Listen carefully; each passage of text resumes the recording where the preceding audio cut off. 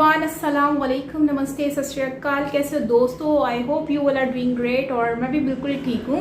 सो आज हम जो वीडियो पे रिएक्ट करने वाले हैं, ये वीडियो जो है वो जैसे कि आप जानते हो कि पीएम नरेंद्र मोदी जो कि इंडिया के प्राइम मिनिस्टर भी हैं, वो विजिट पर गए हुए हैं जी समिट 20 पर।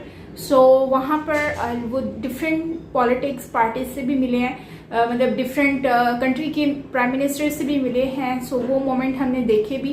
सो चलते हैं इस वीडियो की तरफ और जानते हैं इस वीडियो को देखकर कुछ new regarding India and prime minister Modi ji. So let's start.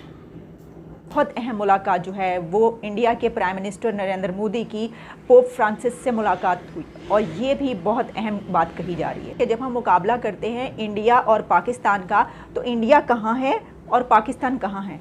जाहिर है कि इंडिया ये सब कुछ हासिल करने की कोशिश कर रहा है और करेगा, और पाकिस्तान इस वक्त हम कहाँ पर हैं? हम ये हैं कि हमने टीएलपी को आगे बढ़ने से कैसे रोकना है। हमने जो है ये इसको एक मिलिटेंट ग्रुप करा। आज वजीर आजम एक वफद से मुलाकात कर रहे हैं, उलमा के वफद से, और बेसिकली तरले कर रहे हैं कि सानू माफी दे दो, साडे को जान छुड़ा लो, साड़ी जान छाड़ दो। और वो जो टीएलपी वाले वो नहीं मान रहे। अब वो 2.5-3 करोड़ वोट लेने वाली सियासी जमातों को गन पॉइंट पे कह रहे हैं इस पे बहस करो और फ्रांस के सफीर को यहां से निकालो, और सारी सियासी जमातें भाग गई हैं। आपने सबसे पहले घबराना नहीं है।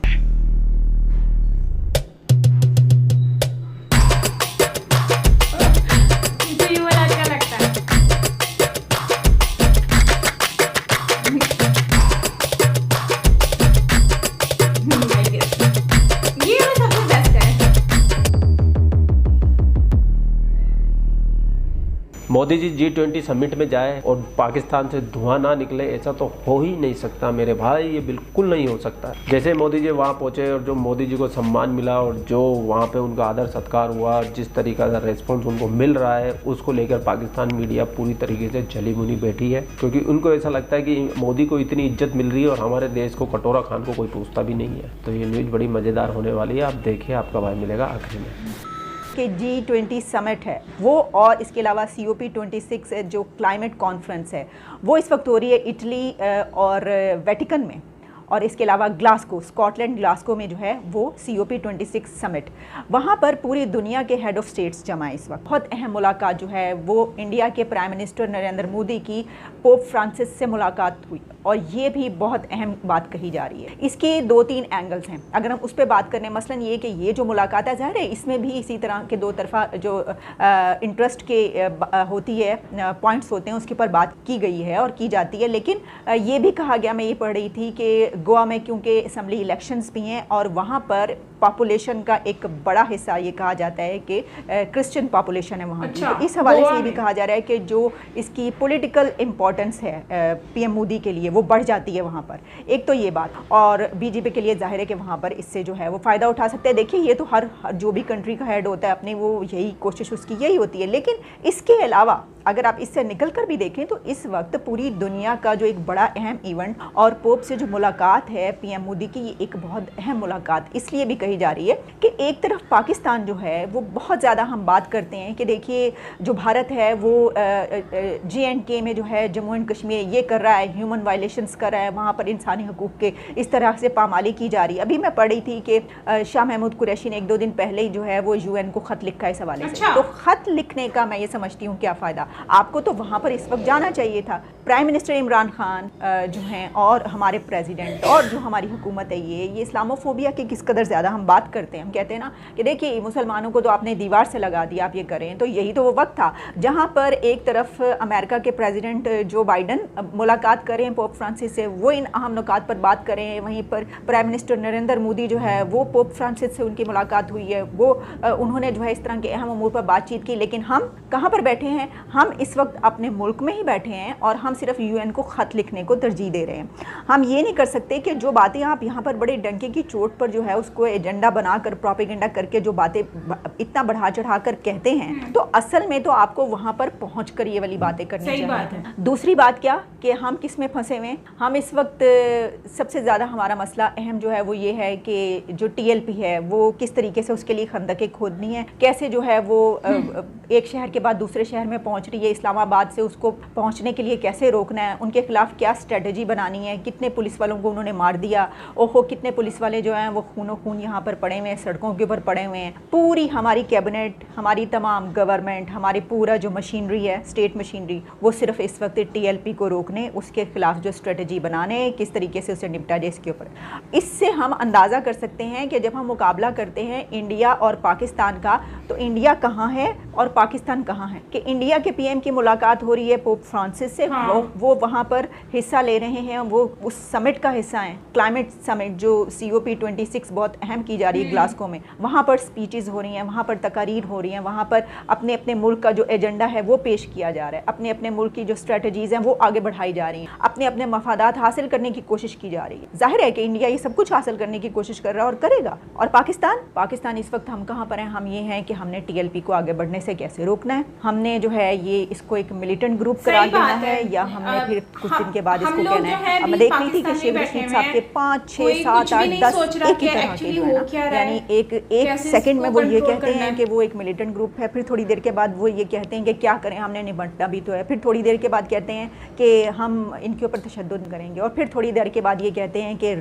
रियासत की जो रिट है उसको जो चैलेंज करेगा वो हम किसी की सूरत नहीं होने देंगे। ये सब चीज़ें जो है ना बिल्कुल एक साथ हो रही हैं, और इससे पता चल रहा है कि हम किस किस्म के उसमें जो हैं वो गुम हो चुके हैं, और हमारी प्रायोरिटीज़ क्या है दुनिया में, दुनिया हमें क्यों सीरियस लेगी। सोचने की बात ये है ना, देखें आज जहाँ मैंने आपको ये बात बताई कि पूरी दुनिया के ऐसे ऐसे लीडर्स वहाँ पर मौजूद हैं। अच्छा, जो बिलियनरी सुनामी है वो तो पाकिस्तान ने लगाया, और पाकिस्तान इसको बहुत ज़्यादा अपने जो है वो प्राइम मिनिस्टर इमरान खान की हुकूमत जो अपने बड़े दिल से लगा के रखती है। लेकिन जब क्लाइमेट की कोई ऐसी बात होती है और कोई कॉन्फ्रेंस होती है तो उस वक्त दुनिया जो है वो पाकिस्तान को भूल जाती है। अब इतनी अहम कॉन्फ्रेंस जो है उसमें पाकिस्तान का तो हर सूरत पूरी दुनिया में कोई भी ऐसी कॉन्फ्रेंस हो तो उसमें नाम होना चाहिए, क्योंकि बिलियनरी आपने लगाया, लेकिन ऐसा नहीं है। और फिर ये भी कि जो प्राइम मिनिस्टर इमरान खान है वो जब ये कहते हैं ना कि उनको होना ये चाहिए था कि वहाँ पर जो प्रेसिडेंट बाइडन है तो इमरान खान साहब पहुँचते और आंखों में आंखें डालकर बात करें, आंख में आंख डाल के बात करें, और प्रेसिडेंट बाइडन से कहें कि देखिए हम आपके इतने स्ट्रॉन्ग लाए, आप जो हैं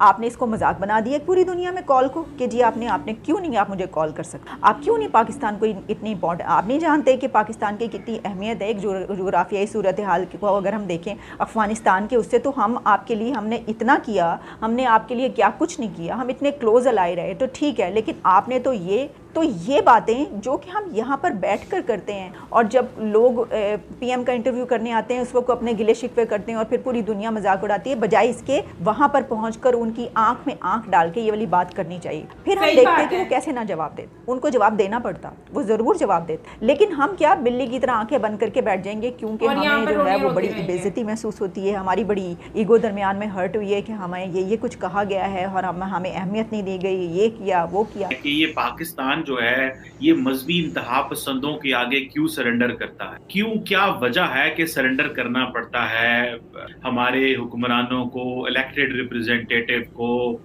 जिसका दिल करे मजहब के नाम पे किसी को कत्ल कर दे, किसी को गोली मार दे, किसी चौक चौराहे में आके बैठ जाए और कहे कि मैं इस्लाम का नफाज करना चाहता हूँ, पीछे हट जाओ वरना तुम जो है वो काफिर हो जाओगे। और हर बंदे को, मजे की बात यह है कि पाकिस्तान में हर ओहदे के शख्स को हर रोज ये बताना पड़ता है कि मैं बहुत अच्छा मुस्लिम, और चंद एक हैंडफुल ऑफ एक्सट्रीमिस्ट मजहबी इंतहा पसंद वो ये कहते हैं कि आप हमें सबूत दें कि आप अच्छे मुसलमान हैं। और क्या सियासतदान, क्या बाकी लोग जो है वो सारे तबके, पाकिस्तान के मुआशरे के सारे तबके हर रोज अपने अच्छे मुसलमान होने के सबूत देते रहते हैं और सर्टिफिकेट लेते रहते हैं आवाम से। ये है क्या बेसिकली, ये क्यों एक्सट्रीमिस्ट है? देखिए, पाकिस्तान को पिछले 20 सालों में अगर एक्टिवली देखा जाए, उससे भी पहले चले जाएं, वैसे तो पहले दिन से चले जाएं, 1947 पे चले जाएं, तो जिस तरह पाकिस्तान का कानून ना बन सका, या फिर 1949 ऑब्जेक्टिव रेजोल्यूशन, वो एक माजी की हिस्ट्री है, मैं उस पर नहीं जाना चाहता।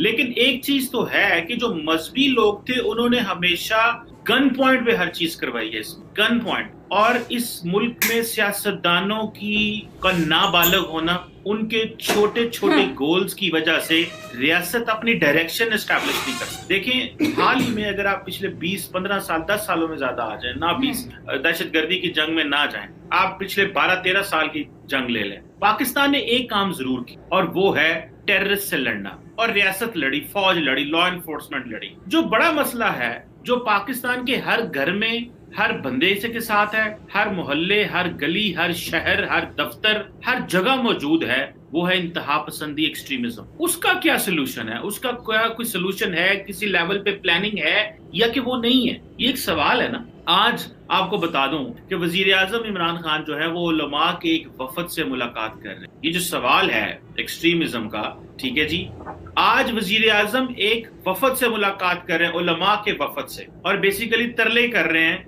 कि सानू माफी दे दो, साडी जान छुड़ा लो, साडी जान छुड़ा दो। और वो जो टीएलपी वाले वो नहीं मान रहे। अब कहते क्या हैं, वो क्या कहते हैं टीएलपी वाले? मैंने कहीं से थोड़ी बहुत इंफॉर्मेशन कलेक्ट करने की कोशिश की। वो ये कहते हैं टीएलपी वाले कि जो रेजोल्यूशन आपने पार्लियामेंट में दिया है, नेशनल असेंबली में लेके आए, पार्लियामेंट में ले, उस रेजोल्यूशन के ऊपर बहस करो। यानी कि आप देखें कि 2.25 करोड़ वोट लेने वाली जमात को 10,000 बंदों ने गन पॉइंट पे कह रहे हैं कि इस रेजोल्यूशन पे बहस। 10,000 बंदा 8,000, 7,000, 20,000, 25,000 कर लो, लाख कर लो, 5 लाख कर लो, और वो फोर्स कर रहा है 2.25 करोड़ वोट लेने वाली जमात, और जिसको इसके अलावा पीएमएलएन भी डाल लें, पीपल्स पार्टी भी डाल लें और मजहबी जमातें भी डाल लें, वो 2.5-3 करोड़ वोट लेने वाली सियासी जमातों को गन पॉइंट पे कह रहे हैं इस पे बहस करो और फ्रांस के सफीर को यहां से निकालो। और सारी सियासी जमातें भाग गई हैं, सारे पाकिस्तान की सियासी जमातें भाग गई हैं, नून लीग भाग गई है। वो तो कहती है हम इस रेजोल्यूशन में हिस्सा ही नहीं लेंगे, हम क्यों हिस्सा लें और हम क्यों इलेक्शन हारें। हम वहां रेजोल्यूशन पे अगर जाके बहस होगी जब पार्लियामेंट में, तो वहां पे तो कहना पड़ना है कि फ्रांस के सफीर को निकालो, मुनाफकत करनी पड़नी है। लेकिन घर बैठ के कहते हैं नहीं, फ्रांस के सफीर को हम नहीं निकाल सकते वरना यूरोप के साथ ताल्लुकात खराब हो जाएंगे। सुन लो पाकिस्तानी, तुमको कभी ऐसी इज्जत मिलेगी भी नहीं। इज्जत बनाने के लिए कमानी पड़ती है इज्जत, और तुमने कटोरा आगे सरकार रखा है अपने हर कंट्री के आगे, तो तुम्हारी कौन इज्जत करेगा मेरे भाइयों। और तुम बातें करते हो हमेशा हिंदुस्तान से लड़ने की, तो भैया तुम्हारे तहरीके लब्बैक वालों को तो संभाल लो, तुम हिंदुस्तान से तो बाद में लड़ना। मैं अपने हर वीडियो में एक बात जरूर कहता हूँ, वो ये है कि मेरा इंस्टाग्राम भी है इधर कहीं, मेरा ब्लॉगिंग यूट्यूब चैनल भी है, दोनों का लिंक डिस्क्रिप्शन में, जाइए सब्सक्राइब कीजिए, फॉलो कीजिए। लेकिन आप लोग नहीं करते, लेकिन मैं भी ढीठ हूँ, मैं हमेशा बोलूँगा। अरे बेटे तुझे थकान नहीं लग रही क्या? लाइक शेयर सब्सक्राइब आप कर ही देंगे। आप लोग अपना ख्याल रखिए। मैं पाक मीडिया से रिलेटेड वीडियो बनाता रहता हूँ। जय हिंद, वंदे मातरम, जय श्री राम, जय श्री राम, जय श्री राम। ओके, सो ये G20 समिट के ऊपर बात की गई है। तो पाकिस्तानी जो मीडिया, मतलब जो लोग डिबेट करते रहते हैं, इसके ऊपर बातें करते रहते हैं, सो ये वही है जिसमें हमें काफ़ी लोग मिले। अच्छा, बेसिकली हमारी जो हम लोग हर चीज़ का रोना रोते रहते हैं अपने जगह पर ही बैठकर कि ये हो गया, वो हो गया, यहाँ पर ये हो रहा है, वो हो रहा है, लेकिन हम कभी ये नहीं किया कि आलिया शाह सही तो कह रही है कि हमें वहाँ पर होना चाहिए था। इससे पहले जब अभी यूएसए गए थे नरेंद्र मोदी जी, तब भी तो यही हुआ था कि वो ऑनलाइन बैठकर इन्होंने जो है, इमरान खान जो है उन्होंने स्पीच दे दी थी, तो उस पर भी बहुत ज़्यादा तनकीद हुई थी कि भैया आप खुद वहाँ जाते, वहाँ जाकर आप इस सिचुएशन को हैंडल करते, वहाँ पर डिस्कस करते, वहाँ आवाज़ उठाते, लेकिन नहीं गए। लेकिन फिर पाकिस्तान अब जो है अगेन वही बात आ गई कि आलिया शाह कहती हैं कि वो उनको वहाँ जाना चाहिए था, बाइडेन से बात करते हैं कि भैया आप हमारी कॉल क्यों नहीं उठा रहे, ये क्या तरीका है। मतलब कि एक बड़ी कंट्री है यार, यूएसए कोई आम कंट्री तो नहीं है, बहुत नाम है, तो उनको ये चीज़ें सूट तो नहीं करती कि कॉल ना उठाना। ठीक है, उन कॉल नहीं उठाते, लेकिन रीज़न तो बता सकते हैं ना, रीज़न तो बताएं। तो ये सारी चीज़ें होती हैं, लेकिन पाकिस्तान ने काफ़ी किया, इंडिया के लिए बोल रही हूँ, यूएसए के लिए बहुत कुछ किया, लेकिन जो तालिबान की हेल्प करा उन्होंने, मतलब तालिबान के जो अमेरिका लेकर आया था, इस्टेब्लिश करवाया उनको तालिबान को, तो उसमें अमेरिका की जो हेल्प की वो पाकिस्तान ने तो हेल्प की थी। और आज पाकिस्तान के ऊपर सारा मलबा डला हुआ है और पाकिस्तान बुरा बना हुआ है जस्ट बिकॉज ऑफ यूएसए। खैर ये एक अलग बात है, मैं इस पे इतना मज़ीद डिस्कस नहीं करूँगी, लेकिन यहाँ पर हमारी गवर्नमेंट को सीरियस एक्शन लेना चाहिए, जाकर बात करनी चाहिए कि भाई मेन बात क्या है। आप पूरी दुनिया को ये बताते फिरते हैं कि आप कॉल नहीं उठाते, पर क्यों नहीं उठाते ये तो बताएं आप। सेकेंड, नो डाउट इंडिया की गवर्नमेंट जो है उन्होंने अपनी इस्टेब्लिश की है, अपनी जो इस्टेब्लिशमेंट बनाई है, अपना जो है वो अपना एक इमेज बनाई है पूरी दुनिया के सामने। सो इसी वजह से लोग उनको अप्रिशिएट भी कर रहे हैं। हम प्राइम मिनिस्टर नरेंद्र मोदी जी को भी देखते हैं कि वो किस तरह से उनको लोग इतना पसंद कर रहे हैं, उनको चाहते हैं, उनसे मिल रहे हैं। पूरी दुनिया से प्राइम मिनिस्टर जितने भी आए हुए हैं, लोग आए हुए हैं, सारे ही उनको खुशी खुशी मिल रहे हैं और वार्मली वेलकम कर रहे हैं। तो इसी वजह से, क्योंकि इंडिया देखो कहाँ से कहाँ पहुँच गया है, अपने अखलाक की वजह से, अपने इकनॉमी की वजह से, अपनी मेड इन इंडिया की वजह से, ठीक है ना, मेक इन इंडिया। अगर पाकिस्तान खुद को भी थोड़ा सा आगे लेकर जाना चाहता है तो सबसे पहले तो हमें अपने मज़हब से थोड़ा सा पॉलिटिक्स को साइड पे रखना होगा। जब हम पॉलिटिक्स को अपने मज़हब से थोड़ा सा साइड पर रखेंगे ना, तो यकीन माने मुझे लगता है कि हमारे पाकिस्तान को भी थोड़ा सा आगे आने का मौका मिल सकता है। हम एक चीज़ के पीछे लग जाते हैं, अब जैसे कि फ्रांस है, फ्रांस के पीछे लग गए हैं कि उनको निकालो, उनको निकालो। भाई उनको निकालो, वो उनको निकाल के क्या मिल जाएगा? और अगर वो आके पूरे पाकिस्तानियों को निकाल दे तो फिर आप लोगों को क्या मिलेगा? ये सारा सिर्फ पाकिस्तान में ही क्यों हो रहा है? दूसरी दुनिया में, दूसरे जो मुल्क हैं उनमें क्यों नहीं होता? हम लोग सिर्फ ये हर जैसे कि कमर चीमा कहते हैं कि हर किसी को प्रूफ देना पड़ता है कि दे आर रियल मुस्लिम। अब मैं एक वीडियो बनाती हूँ, पाकिस्तान में हिंदुइज्म के ऊपर वीडियोस बना रही होती हूँ, कल्चर के ऊपर वीडियोस बनाती हूँ, तो उस पर मुझे भी काफ़ी क्रिटिसाइज सुनने को मिलता है। कमेंट्स आ रहे होते हैं कि तुम भी काफिर बन जाओ, तुम भी काफिर बन गई हो, तुम हिंदू बन गई हो। भाई अगर मैं किसी के रिलीजन की रिस्पेक्ट करती हूँ, मैं किसी के कल्चर की रिस्पेक्ट करती हूँ, तो क्या मैं मतलब कि मैं मुसलमान नहीं रही? अगर मेरे दिल में दूसरों के रिलीजन के लिए रिस्पेक्ट है तो क्या मैं काफिर बन गई? मैं मुसलमान नहीं हूँ। और ये बात मुझे समझ नहीं आती कि ये ऐसा लफ्ज़ क्यों बोला जाता है। हर कोई इंसान है, हमारी कंट्री में जब सब लोग रहते हैं हमें उनसे मिलकर रहना है, उनसे प्यार से रहना है। और अगर हम मिलकर नहीं रहेंगे तो कोई पार के पड़ोसी आकर उनसे मिलेंगे, उनसे घुलेंगे मिलेंगे। हम उनको ये क्यों फील करा रहे हैं कि वो एक मुल्क में हम रहते हुए, एक घर में रहते हुए हम लोग साथ नहीं बैठ सकते, साथ खा नहीं सकते, साथ में जो है सेलिब्रेट नहीं कर सकते। अगर हमारी वजह से किसी को खुशी मिलती है तो क्या हम वो खुशी अगर हम उनको दे रहे हैं तो उनके साथ सेलिब्रेट करके तो क्या हम लोगों के हम बुरे बन गए? तो खैर ये बात सिर्फ इस वजह से की जा रही है क्योंकि हमें हर बार प्रूफ क्यों देना पड़ता है कि वी आर एक्चुअली रियल मुस्लिम। हाँ, ये तो इंसान के अंदर की बात होती है, इंसान के अपना जो कनेक्शन है वो तो ऊपर वाले से है।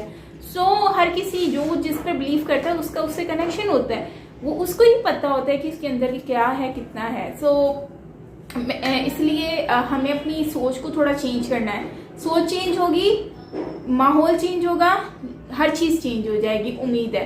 सो फ्रेंड्स, ये था हमारा आज का वीडियो एंड आई होप कि आपको अच्छा लगा होगा। अच्छा लगा हो तो लाइक कीजिएगा, शेयर कीजिएगा। और मेरा एक न्यू व्लॉग आ गया है साइमा पीरज़ादा व्लॉग चैनल पर, मोहट्टा पैलेस, मतलब राजस्थान इन पाकिस्तान।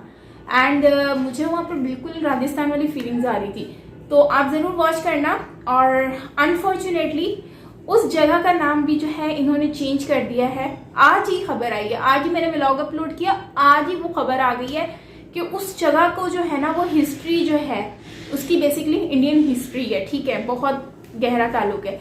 सो उस व्लॉग से, तो वो जो व्लॉग में मैंने जहाँ एक्सप्लोर करवाया ना वो इंडियन हिस्ट्री है, लेकिन आज उसका नाम चेंज करके उसको एक मेडिकल कॉलेज बनाया जा रहा है। आप व्लॉग ज़रूर देखना, लिंक मैं आपको कमेंट सेक्शन में पिन कर रही हूँ। सो मिलते हैं नेक्स्ट वीडियो के साथ। और बस मैं यही कहूँगी कि हमें अपनी हिस्ट्री से कुछ लेना देना नहीं है, बस हम हिस्ट्री को बर्बाद कर चुके हैं, कुछ भी नहीं है। सो बहुत ही दुख की बात है कि ये एक कॉलेज बनने जा रहा है, बजाय इसके कि हम इसको हिस्टोरिकल बनाएं या फिर इसको थोड़ा सा पब्लिक के आगे लेकर आएं और यहाँ पर लोग विजिट करें। और इतनी खूबसूरत वो जगह है ना, मैं आपको बता नहीं सकती। सो लिंक कमेंट सेक्शन में पिन कर रही हूँ। मिलते हैं नेक्स्ट वीडियो के साथ, till then take care, bye bye.